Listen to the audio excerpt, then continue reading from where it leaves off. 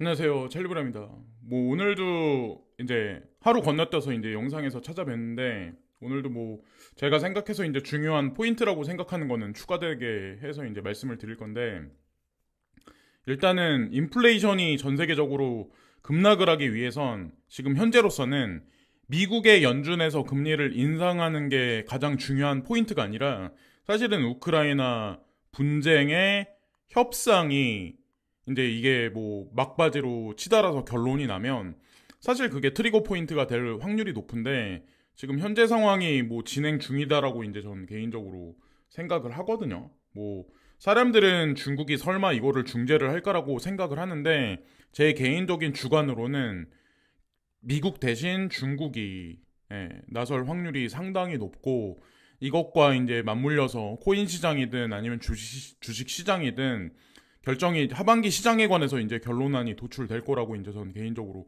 생각을 해요.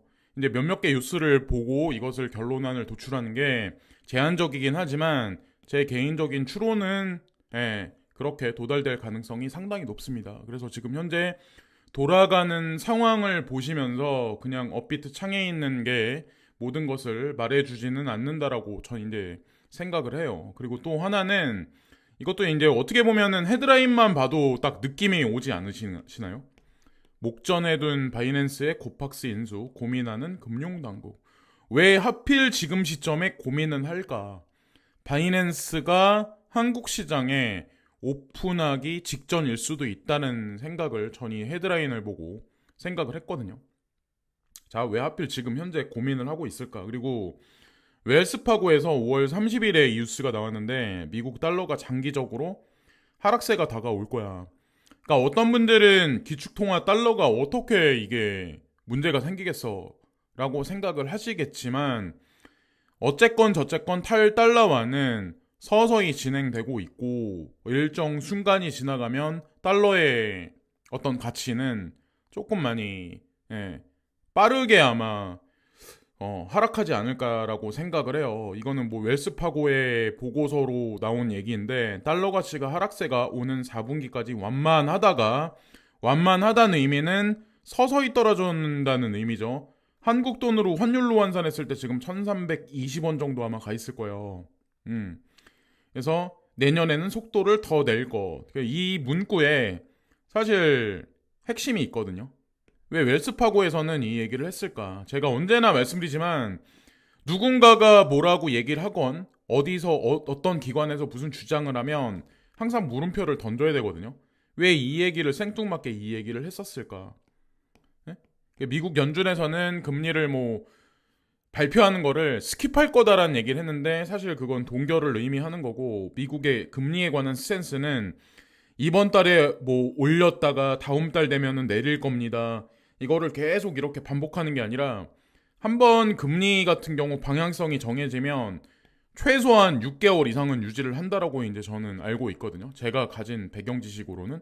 근데 어떻게 요즘 나오는 뉴스를 보면 진짜 재미난 뉴스가 상당히 많다라고 이제 저는 생각을 해요. 그래서 뉴스를 보실 때 잘 생각을 하시면서 이제 봐셔야 되고 보셔야 되고 뭐 금리 동결이다, 뭐 금리 인상이다, 금리 인하다. 어쨌건 이거는 진행됩니다. 탈달러화는 지금 현재도 이제 진행 중인 거고 공중파 미디어가 모든 것을 다 얘기해주지 않는다라고 전 생각해요. 그리고 일본 비트플라이어 트래블률 준수 거래소 지갑 한해 입출금 허용. 일본이 상당히 배타적이죠. 상당히 보수적이고. 근데 트래블률을 준수한다는 얘기는 해외 거래소하고 연계해서 거래소 자체를 이제 같이 연계해서 움직이겠다는 얘기고 개방에 관한 얘기라고 저는 이제 생각을 하거든요. 이 뉴스 하나에 사실 헤드라인만 봐도 여러 가지가 사실 의미가 숨어 있어요. 아시아 가상자산 허브 경쟁 누가 패권 거머쥐나 여기 금융 허브 홍콩과 신흥 강자 싱가포르라고 여기 써 있죠. 근데 제가 예전에 유튜브상에 말씀드렸는지 모르겠는데 여기는 중국과 관련이 있습니다. 중국 자본하고 관련돼 있습니다. 홍콩하고 싱가포르는 이게 경쟁 구도가 아니라 비하인드에는 그리고 한국도 그리고 일본도 지금 비트플라이어 스탠스를 보면 대충 뉘앙스를 알 수 있고 또 하나는 아랍에미레이트의 그러니까 아랍에미리트의 수도 중에 하나죠. 두바이. 아부다비도 있는데 두바이가 보편적으로는 우리가 알고 있는 최대의 그죠 수도죠. 근데 두바이가 보시면은 홍콩이랑 가상자산 시장에 관해서 예, 규제안에 관해서 협력 관계를 맺었다 이런 얘기를 아마 어저께 뉴스인가 아마 나왔을 거예요. 이걸 보면서 여러분들은 어떤 생각을 하시나요? 거기다가 두바이로 제미니 거래소가 들어갑니다. 예? 제미니 거래소, 요 거래소. 그러니까 미국의 대표적인 몇몇 개 거래소가 있어요. 코인베이스, 예. 코인베이스를 대표적으로 보지만 제민이라든가 뭐 이런 거래소도 이제 우리가 알고 있는 몇몇 개 이제 대표적인 거래소들이죠. 근데 이런 거래소가 미국의 명확하지 않은 규제안을 피해서 이쪽으로 온다. 과연 이게 뜻하는 바가 과연 무엇일까? 우리가 원하는 가상자산 시장의 폭등장세는 과연 진짜 오지 않을까? 네. 그 직전일 수도 있다는 생각을 저 이제 하게 됐고, 비트플라이어를 이제 검색을 해봤어요. 비트플라이어 이제 홈페이지고, 비트플라이어 트래블률 적용해서 뭐 해외 거래소에 이제 코인을 넘나들게 하겠죠. 근데 자 여기 보면은 비트플라이어를 보면은 XRP, 시바이누, 플레어 네트워크, 폴리곤 그리고 XYM은 참고로 XEM에서 에어드랍해서 아마 준 코인일 거예요. 한국 시장에선 상폐된 걸로 알고 있는데 비트플라이어에는 들어있네요. 그리고 폴카닷, 스텔라루멘, 베이직 어텐션, 라이트코인, 모나코인 대표적인 일본 코인이죠. 이더리움 그리고 뭐 이거는 모르겠고 자 메이커다오, 체인링크, 테조스 그리고 이더리움 클래식, 비트코인 캐시, 리스크까지 몇 개 되지는 않아요. 어쨌건 비트플라이어가 움직이는 코인들 그리고 인도에 관한 얘기 코인데스크에 이 얘기가 나왔어요. 코인데스크가 간간히 이제 인도 시장에 관해서 얘기를 해요. 활주로 확장을 시도하는 생존 모드에 있는 인도 암호화폐 거래소 뭐 이런 얘기들 그래서 대표적인 게 코인베이스가 투자한 코인 DCX, 바이낸스가 투자한 와지어 X, 바이낸스 창펑자오는 와지어 X에 투자 안 했다라고 이제 부정하는 얘기를 강한 부정적인 얘기를 하지만 사실은 강한 부정은 강한 긍정을 의미할 수도 있습니다. 그리고 객관적인 자료가 이미 대중한테 공개가 돼 있어요.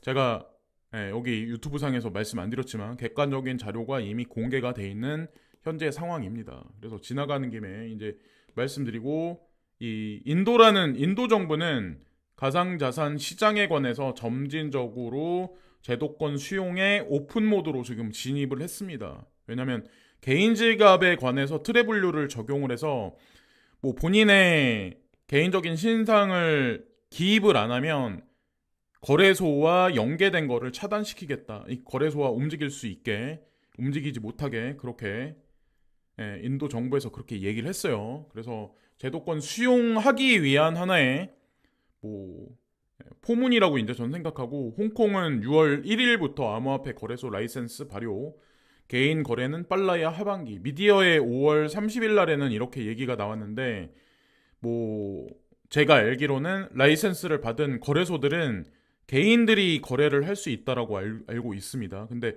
코인이 리스트가 한정돼 있어서 그게 문제이긴 하지만 거의 BTC와 이더밖에 없어요. 지금 현재로서는.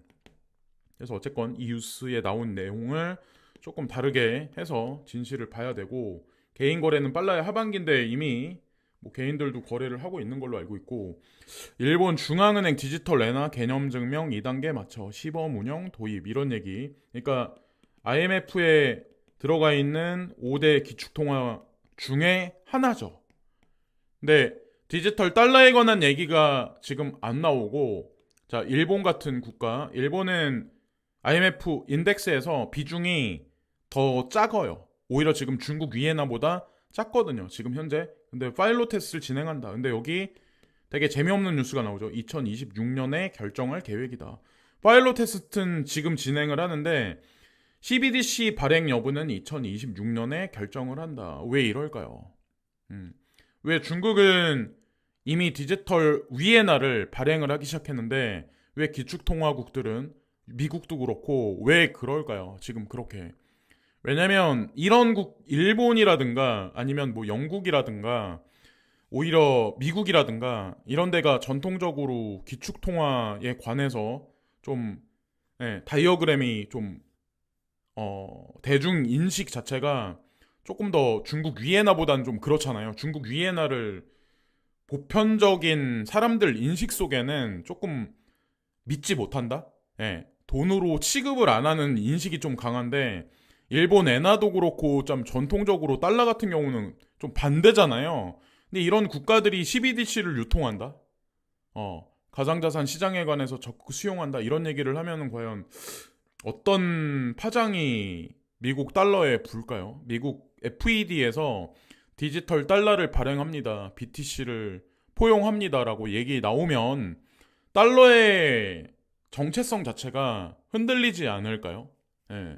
그걸 쉽사리 그들이 용인을 할까 합니다. 제가 봤을 땐. 그리고 중요한 거는 이런 와중 중에 이들은 본인들의 자국 통화를 디지털화를 더 공고히 하고 그리고 각국 중앙은행이 빼낸 CBDC가 연계돼서 공동통화가 8월 달에 이제 공동통화가 탄생이 된다는데 여기에 이제 브릭스 플러스의 19개국의 더 많은 국가들이 플러스돼서 더 참가를 하면 달러 인덱스의 하락은 조금 더 가속화될 확률이 전 높다라고 생각을 해요. 그래서 여기 나와 있는 거대로 미국이 어떻게 제도권 가상자산 시장에 관해서 앞에 나와서 제도권 수용을 그렇게 쉽게 할 수가 있을까? 예. 아무리 그런다고 그래도 탈달러라고 얘기해도 아직까지 여기까지 이렇게 교역량에 많이 사용을 하고 IMF 통화바스켓에서 비율이 이렇게 높은데 유로도 그렇고 엔화 파운드와 서서히 중국 위에나 인덱스는 끌어올리고 중국 위에나를 끌어올린 상황에서 공동통화 브릭스 플러스 공동통화를 앞에다 내세워서 이 비율을 점진적으로 끌어내리고 그 다음에 여섯 번째 기축통화 자리에 BTC가 들어가고 이 전체적인 구조를 움직이는 거는 XRP, 스위프트 2.0이 될 확률이 점점 높아지는 현재 시점이다라고 이제 저는 생각을 해요. 그리고 신현성하고 권도영, 신현성하고 이제 권도영 얘기가 지금 뭐 나왔다가 들어갔다 막 이런데 어쨌거나 그들이 하던 사업은 계속 진행되고 있는 것 같아요. 여기 보면은 조용히 바뀐 차이 대표 사업 방향성 전환 중이다. 그래서 어쨌건 제가 봤을 때는 이 증권성 루나에 관해서 증권성 시비가 이게 명확성이 나오고 나서 어느 순간 되면 발톱을 빼겠죠. 여기 아직까지 존재를 하네요. 차이 코퍼레이션. 자 그리고 여기 보면은 제가 이제 얼핏 보다가 유튜브에서 봤는데 자율주행차로 택배 우편 생활물류 첫 도입 그냥 사람이 타는 게 아니라 이거를 택배 우편에 도입을 한다라고 이 얘기가 나오네요. 우리가 생각하는 것보다 자율주행이 어쩌면 더 빨리 올 수도 있어요. 어쩌면 2024년서부터 자율주행 4단계로 돌입될 수도 있다라고 저희 이제 생각을 하거든요. 지금 아마 자율주행 3단계인 걸로 알고 있는데 그래서 2025년이 되면 완전 자율주행으로 들어갈 수도 있어요. 참고로 테슬라 테슬라 모델 하여튼 몇몇 가지 모델 차들이 있잖아요. 그래서 거기에 FSD 베타가 제가 알기로는 이 베타가 북미권에서는 지금 쓰여지는 걸로 알고 있거든요. 거의 사람이 개입 안 해도 포인트를 찍으면 거기까지 가요. 목적지까지 본인 스스로 중간에 약간의 뭐 오류가 있다는 그런 얘기가 있는데 어쨌건 지금 뭐 거기까지 가 있는 상황이고 더 웃긴 거는 어저께인가 아마 그저께 이 뉴스가 나왔을 텐데 이 FSD 베타를 중국에서 쓰여질 거다라는 얘기가 있더라고요. 이게 진짜 보편화되면 아마 판매량이 엄청나게 올라갈 가능성 이것도 하나의 이제 4차 산업으로 진행되는 어떤 그런 거니까 지나가는 김에 이제 말씀드리고 지나가기 전에 이 테슬라 얘기가 나와서 그런데 도지코인에 관해서 이런저런 말들이 아침에 오늘 오전에 뉴스가 나왔잖아요.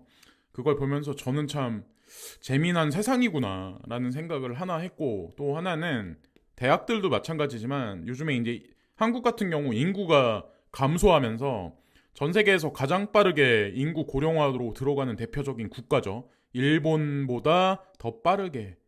예. 출산율이 0.78명이라고 하던데.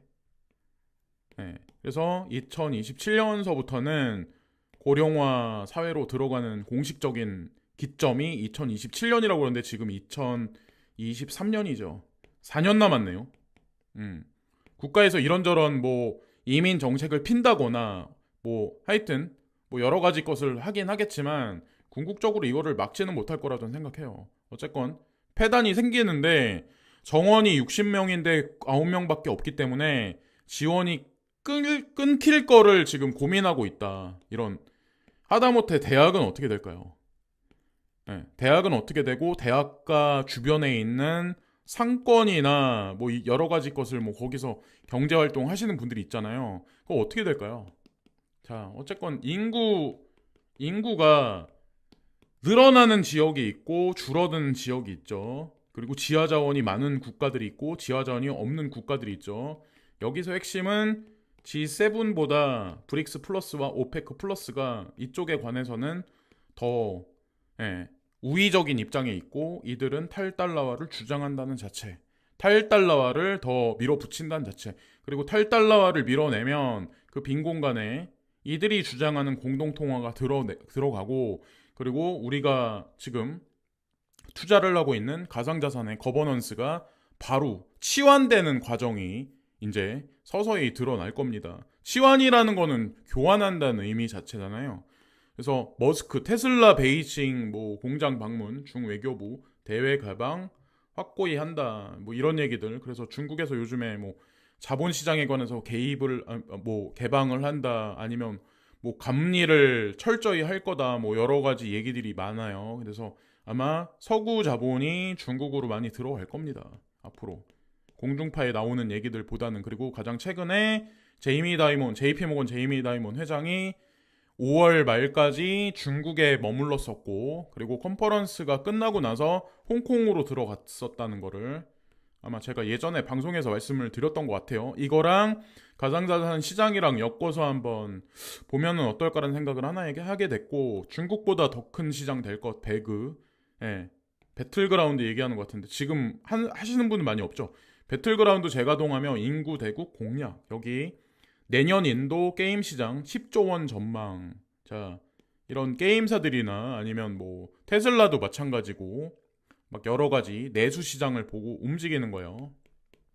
그리고 한 가지 제가 추가적인 사항을 말씀드리면 보편적으로 중산층이 두터워야 그 국가가 건강한 국가가 됩니다. 근데 중산층이 무너지는 국가들이 더 많아질 확률이 높아요. 향후에. 다가오는 시절에는 중산층이 무너지면 최상위층과 상류층 엘리트와 나머지는 빈민층층이 많아지면 사회가 극도로 불안한 혼란한 사회로 들어갑니다. 우리나라 보시면 아시겠지만 지금 뭐 사업하시는 분들, 직장을 잃으시는 분들이 점점 많아지고 어린 친구들 같은 경우 사회생활 자체를 처음부터 들어가지 않는 친구들이 많아지잖아요. 이게 자리가 잡히면 지금 요즘에 이제 뭐 뉴스에서 불미스러운 얘기들이 되게 많이 나오잖아요. 이게 아마 우리가 더한 얘기들을 되게 많이 보지 않을까라는 생각을 합니다.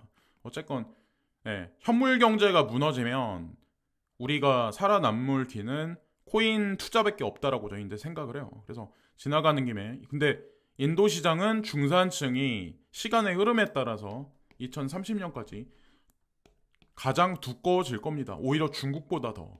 그러니까 미국이나 G7은 중산층이 오히려 와해돼서 조금 이제 극빈층으로 전락하시는 분들이 현물 경제에서 많이 늘어날 확률이 높다라고 저희는 생각을 해요.